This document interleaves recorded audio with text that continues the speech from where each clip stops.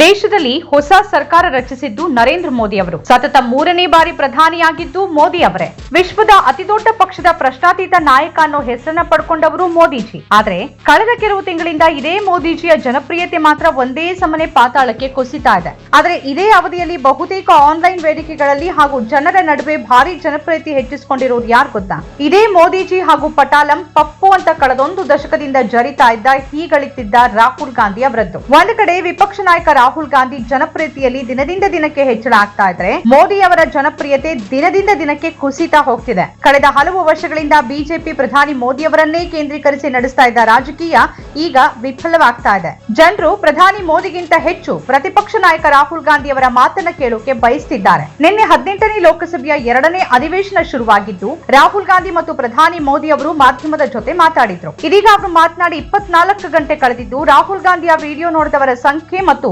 ಪ್ರಧಾನಿ ಮೋದಿ ವಿಡಿಯೋ ನೋಡಿದವರ ಸಂಖ್ಯೆಯಲ್ಲಿ ಬಹಳ ದೊಡ್ಡ ಅಂತರ ಕಾಣ್ತಿರೋದು ಚರ್ಚೆ ಆಗ್ತಿದೆ. ಪ್ರಧಾನಿ ಮೋದಿ ಸಂಸತ್ತಿನ ಹೊರಗೆ ಮಾತನಾಡುವ ವಿಡಿಯೋ ಬಿಜೆಪಿ ಅಧಿಕೃತ ಎಕ್ಸ್ ಖಾತೆಯಲ್ಲಿ ಶೇರ್ ಆಗಿದ್ದು, ಕೇವಲ 22,000ದಷ್ಟು ಜನ ಆ ವಿಡಿಯೋವನ್ನ ನೋಡಿದ್ದಾರೆ. ಅದೇ ಹೊತ್ತಿಗೆ ರಾಹುಲ್ ಗಾಂಧಿ ಸಂಸತ್ತಿನ ಹೊರಗೆ ಮಾಧ್ಯಮಗಳ ಜೊತೆ ಮಾತನಾಡಿದ ವಿಡಿಯೋ ಕಾಂಗ್ರೆಸ್ನ ಅಧಿಕೃತ ಎಕ್ಸ್ ಖಾತೆಯಲ್ಲಿ 2,14,000ಕ್ಕಿಂತಲೂ ಹೆಚ್ಚು ಜನ ನೋಡಿದ್ದಾರೆ. ಅಂದ್ರೆ ಮೋದಿ ವಿಡಿಯೋಗಿಂತ 10 ಪಟ್ಟು ಹೆಚ್ಚು ವೀಕ್ಷಣೆ ರಾಹುಲ್ ಗಾಂಧಿ ವಿಡಿಯೋಗೆ ಸಿಕ್ಕಿದೆ. ಬಿಜೆಪಿಗೆ ಇಷ್ಟು ದೊಡ್ಡ ಐಟಿ ಪಡೆ ಇದ್ದು, ಪ್ರಧಾನಿ ಮೋದಿಯ ವಿಡಿಯೋಗಳಿಗೆ ಸಿಕ್ಕಿರುವ ಈ ತೀರಾ ಕಡಿಮೆ ವ್ಯೂಸ್ ಬಿಜೆಪಿಯ ಚಿಂತೆಗೆ ಕಾರಣವಾಗಿದೆ, ಜನರ ನಡುವೆ ಚರ್ಚೆಯ ವಿಷಯವಾಗಿದೆ. ಇದು ದೇಶದಲ್ಲಿ ರಾಹುಲ್ ಗಾಂಧಿ ಅವರ ಜನಪ್ರಿಯತೆ ಹೆಚ್ಚುತ್ತಿದೆ ಅನ್ನೋದಕ್ಕೆ ಸ್ಪಷ್ಟ ನಿದರ್ಶನ ಅಂತ ಜನ ಹೇಳ್ತಿದ್ದಾರೆ. ಇನ್ನು ಈ ರೀತಿ ನ್ಯೂಸ್ ಗಳಲ್ಲಿ ದೊಡ್ಡ ಅಂತರ ಎಕ್ಸ್ಗೆ ಸೀಮಿತ ಆಗಿಲ್ಲ, ಯೂಟ್ಯೂಬ್ ನಲ್ಲೂ ಇದೇ ಸ್ಥಿತಿ. ಪ್ರಧಾನಿ ನರೇಂದ್ರ ಮೋದಿ ಸಂಸತ್ತಿನ ಹೊರಗೆ ಮಾತನಾಡ್ತಿರುವ ವಿಡಿಯೋ ನರೇಂದ್ರ ಮೋದಿ ಅವರ ಅಧಿಕೃತ ಯೂಟ್ಯೂಬ್ ಖಾತೆಯಲ್ಲಿ ಅಪ್ಲೋಡ್ ಮಾಡಲಾಗಿದ್ದು, ಕೇವಲ 26,000 ಜನ ವಿಡಿಯೋವನ್ನ ನೋಡಿದ್ದಾರೆ. ಇನ್ನು ಅಧಿಕೃತ ಬಿಜೆಪಿ ಖಾತೆಯಲ್ಲಿ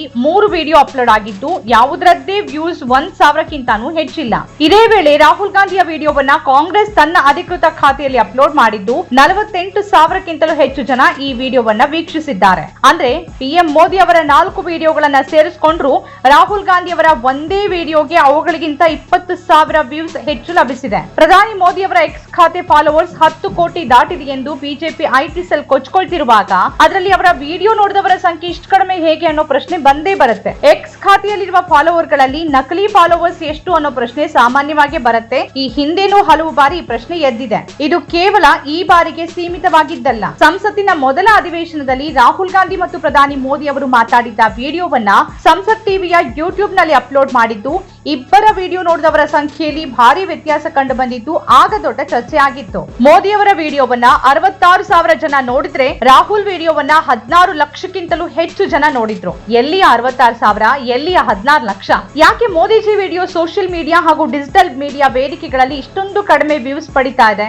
ಜಗತ್ತಿನಲ್ಲೇ ಅತಿ ದೊಡ್ಡ ವ್ಯವಸ್ಥಿತ ಐಟಿ ಸೆಲ್ ಇರುವ, ತೀರಾ ಇತ್ತೀಚಿನವರೆಗೂ ಸೋಷಿಯಲ್ ಮೀಡಿಯಾದಲ್ಲಿ ಎಲ್ಲ ಪಕ್ಷಗಳನ್ನ ಹಿಂದಿಕ್ಕಿದ ಬಿಜೆಪಿಯ ಪರಮೋಚ್ಚ ನಾಯಕ ಈಗ ಇದ್ದಕ್ಕಿದ್ದ ಹಾಗೆ ರಾಹುಲ್ ಗಾಂಧಿ ಎದುರು ಇಷ್ಟೊಂದು ಸಪ್ಪೆಯಾಗಿದ್ಯಾಕೆ? ಬಹುಶಃ ಮೋದಿಜಿ ಬಳಿ ಉಳಿದೆಲ್ಲ ಅತ್ಯಾಧುನಿಕ ವ್ಯವಸ್ಥೆ, ಹಣಬಲ, ಸಿಬ್ಬಂದಿ ಬಲ ಇದ್ರೂ ದೇಶದ ಜನರ ಬೆಂಬಲ ಕಡಿಮೆ ಆಗ್ತಾ ಇರೋದು ಇದಕ್ಕೆ ಕಾರಣನಾ? ಈ ಪ್ರಶ್ನೆ ಈಗ ಎಲ್ಲರಲ್ಲೂ ಹೇಳ್ತಾ ಇದೆ. ಸ್ವತಂತ್ರ ಪತ್ರಿಕೋದ್ಯಮ ಇಂದಿನ ತುರ್ತು.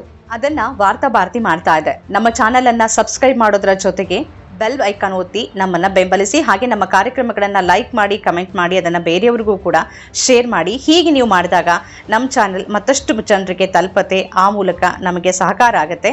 ಇದು ನೀವು ಯಾವುದೇ ಖರ್ಚಿಲ್ಲದೆ ಮಾಡಬಹುದಾದ ಸಹಕಾರ. ಧನ್ಯವಾದ.